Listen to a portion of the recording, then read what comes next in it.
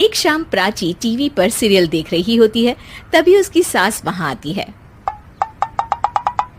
अरे सीरियल में तो ऐसे मग्न है जैसे आज रात का खाना पड़ोसी आकर बनाएंगे। मुझे पता ही नहीं था आपने अपने बेटे की शादी पड़ोस में भी की हुई है। हैं? मतलब? मतलब इस घर में सारा काम बहू ही करती है, आप तो सिर्फ खर्राटे मारती हैं। अच्छा जी, फिलहाल तो तुम आराम फरमा रही हो, चलो जाओ, ये मेरे टीवी देखने का समय है। आहा, इसीलिए मुझे भगाया जा रहा है। सॉरी, अब तो बिल्कुल नहीं जाऊंगी।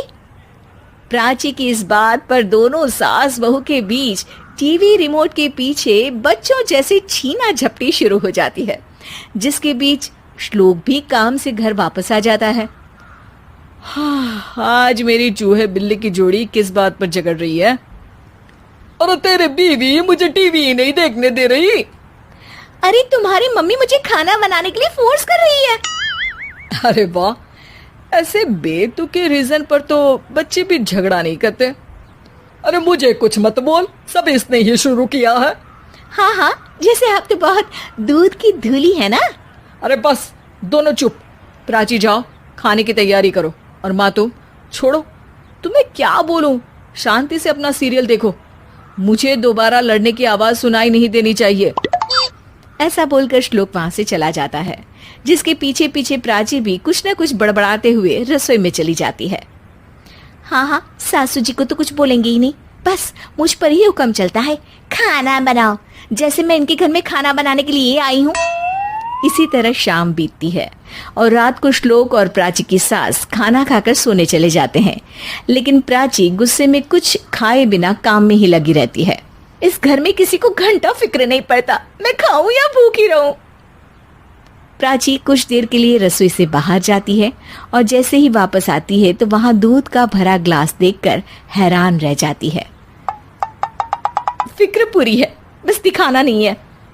प्राची दूध पीकर सोने चली जाती है और अगली सुबह एक बार फिर सास बहू का कार्टून नेटवर्क स्टार्ट हो जाता है।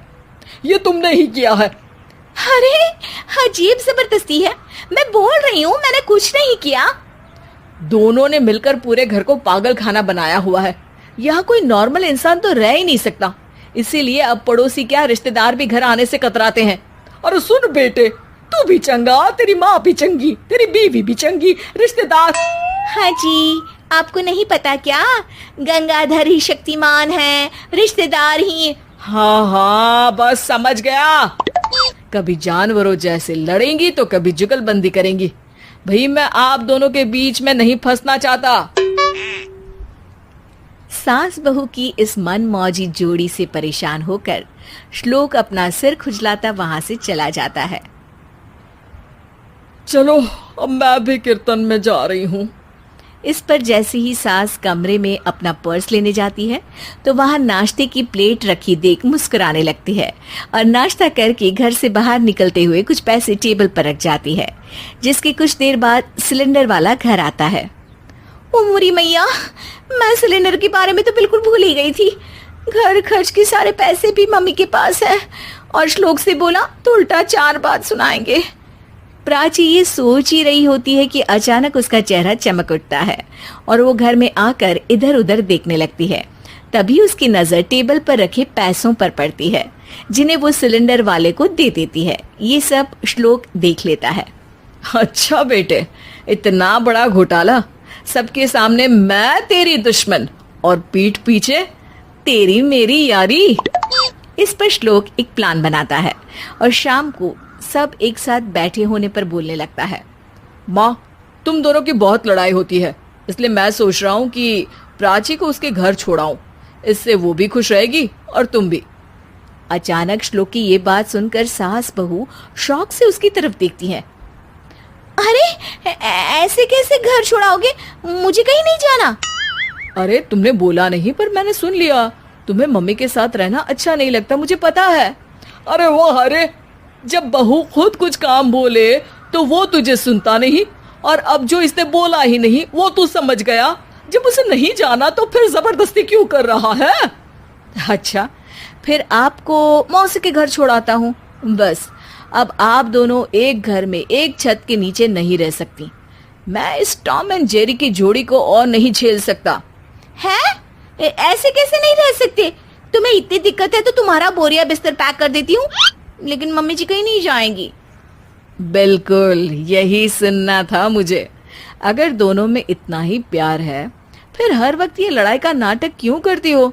देखा मैंने कैसे माँ किचन में दूध रखती है और तुम उनके लिए कमरे में नाश्ता रखती हो, और कैसे वो पहले ही तुम्हारी दिक्कत समझकर घर में पैसे रखकर बाहर जाती है। अरे भाई, इतना ड्रामा तो डेली सोप में भी नहीं होता जितना तुम दोनों ने इस घर में फैलाया हुआ है। तू हमें टॉम एंड जेरी बोलता है ना, तो याद कर वो दोनों भी एक दूसरे को बाहर वालों की बुरी नजर से बचाने के लिए हमेशा सबके सामने लड़ते थे, लेकिन अकेले में दिक्कत के समय मदद भी तो करते थे। बस हमारा रिश्ता भी कुछ ऐसा ही है।